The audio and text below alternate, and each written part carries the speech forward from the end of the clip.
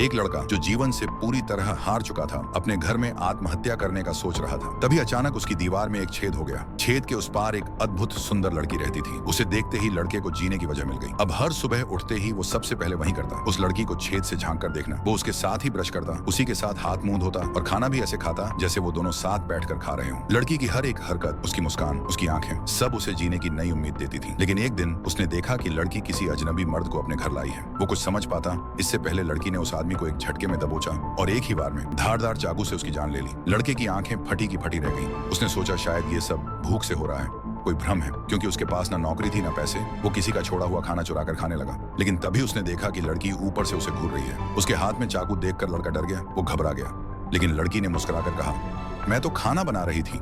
फिर उसने लड़के को खाने के लिए अपने घर बुला लिया। लड़का झिझकता हुआ उसके घर गया।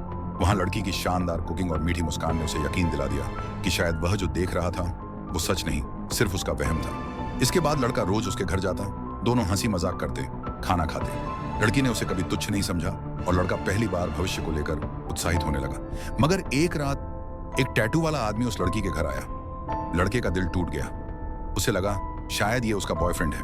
लेकिन तभी लड़की ने एक बार फिर वही किया। एक नृत्य की तरह झटके में उसका हाथ घुमाया। वॉलपेपर कट्टर की आवाज जैसे नृत्य की ताल हो, और कुछ ही सेकंड में वो आदमी भी खून में लथपथ जमीन पर पड़ा था। लड़की ने अपनी रेनकोट उतारी और वही संतोष भरी मुस्कान दी। लड़का चीख पड़ा। डर से कांपता हुआ भागने ही वाला था कि तभी डोरबेल बज उठी।